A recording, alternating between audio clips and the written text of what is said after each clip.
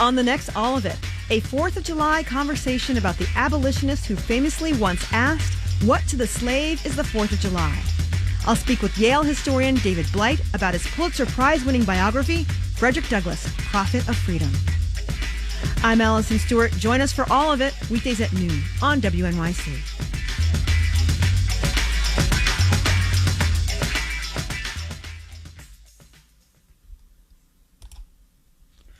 You're listening to WNYC. Good morning. It's 6:50, and it's nice to have you with us on this Independence Day.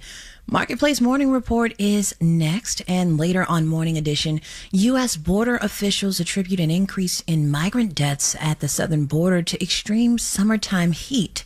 We'll have that story and much more ahead on Morning Edition from NPR and WNYC.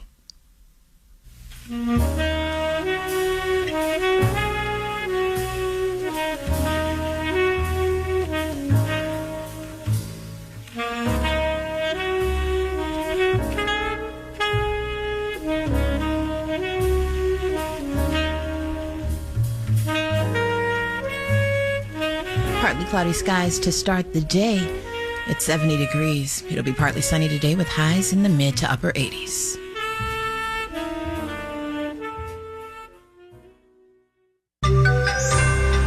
Is Social Security a drag on national debt?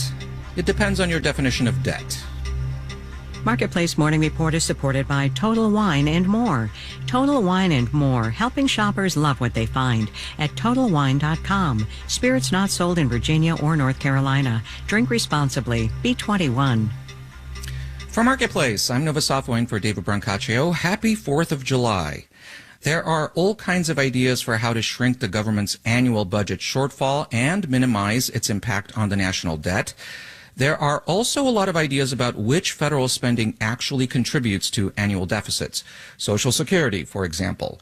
Marketplace's senior Washington correspondent Kimberly Adams is here with more on this. Good morning, Kimberly. Good morning, Nova. So when politicians talk about the national debt, Social Security spending often comes up as playing a big role. Why is that? Almost 70 million Americans receive Social Security benefits, and that program pays out about $1.5 trillion a year, but that is more than the program brings in from payroll taxes. So, according to Romina Baccia at the Cato Institute, the federal government has to use deficit spending to close that gap. Social Security has added more than $110 billion to the national debt in 2023 and will add more than $500 billion to the national debt by 2033, because in order for Treasury to continue to pay full benefits, it has to raise money by issuing new bonds.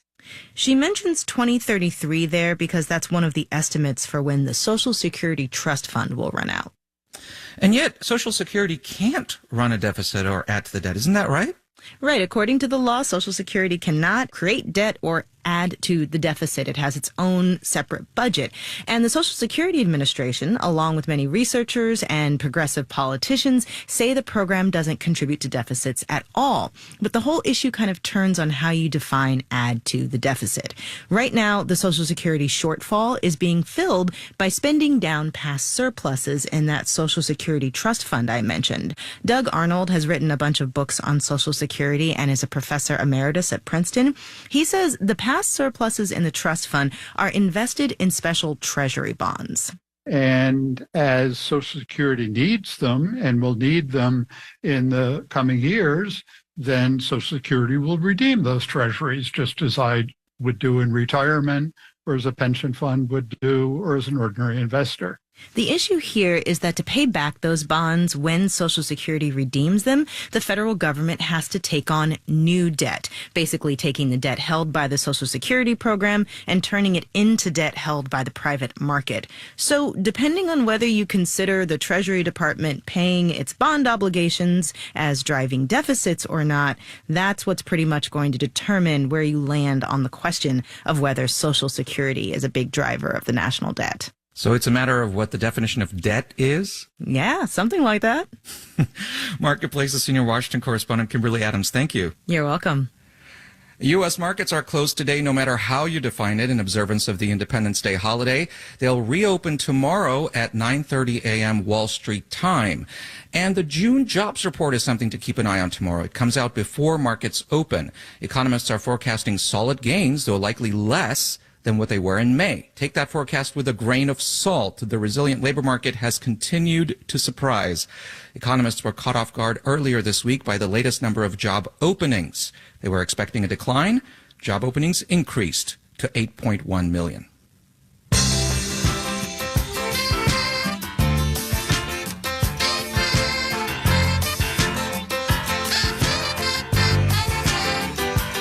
Marketplace Morning Report is supported by Bitwarden Password Manager. Whatever your summer plans, Bitwarden can allow secure access to accounts and devices. Available for download at bitwarden.com. In India, one company is offering female workers heat wave insurance, which pays out compensation if temperatures hit a set level. It's helped more than 50,000 women cover their basic expenses when they missed out on work due to extreme temperatures. The BBC's Archana Shukla reports. With her bare hands, Hansa Nadia is sifting through piles of trash strewn along the roadside.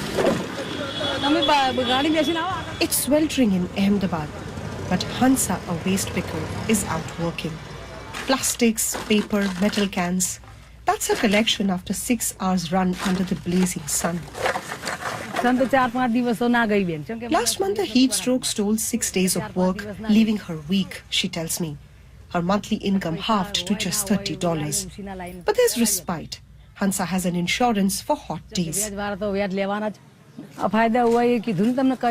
got $14 as insurance money. It helped me buy food for my family and medicines for myself. I could avoid working on days when it was too hot. In the local market, it's hitting 44 degrees Celsius on the scale. Blistering heat is putting millions of poor Indians at risk. Most are part of the country's unorganized workforce, doing ad hoc jobs with no support. Women are among the worst affected, especially those on meager incomes like $60 to $70 a month. And for them, this heat insurance have actually come as a breather. When mercury reaches a threshold, in Ahmedabad it is 44 degrees Celsius, those insured get an automatic payment of $4 a day. Sheikh Sabira is pasting colorful papers to make kites. She's sweating profusely, but cannot use the fan, with loads of kite paper sheets lying around. I get 3 cents per kite, but because of the heat, I can't sit for long. Have made just half the number of kites. The insurance money has helped. But with heat waves becoming more frequent and intense, meager payouts may not be enough. Anisha Mohammed Yunus works with the Self-Employed Women's Association that runs this novel heat insurance program. She says to scale it up, a policy push is needed. Social Security Act hai. Can heatwave insurance be included in the Social Security Act? Could the unspent welfare funds for construction workers and salt pan workers be redirected to climate support? We need to ask these questions, and both government and private sectors need to partner. This is the BBC's Archana Shukla for Marketplace. A lot is going on in the global economy, even on a holiday. Listen later to Marketplace with Kristen Schwab in for Kai Rizdal. You can catch the show on many public radio stations or at marketplace.org. I'm Nova Safa with the Marketplace Morning Report. From APM, American Public Media. WNYC is supported by Carnegie Hall, presenting NYO Jazz, featuring artistic director Sean Jones with guest multi-genre singer Alicia Olatuja. July 20th at 8 p.m. Stern Auditorium, Perelman Stage. Tickets at carnegiehall.org. On the next Brian Lehrer Show, for the 4th of July, we put together some recent segments from the first half of this year, covering some of our history and culture with great guests like Trisha Rose and Michelle Norris. We'll also talk about our middle names and hear from the hilarious but insightful A.J. Jacobs on his year of living as an originalist. The Brian Lehrer Show, weekdays at 10 a.m. on WNYC.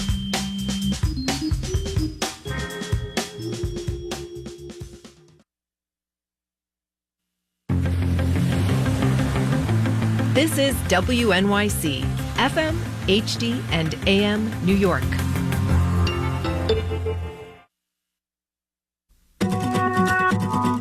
Good morning. Some cities are thinking of the climate crisis this 4th of July and skipping the fireworks. Instead, they're opting for drone light shows. I don't think they're as impressive as firework displays, but it is impressive that we're at least making an attempt to think of other alternatives.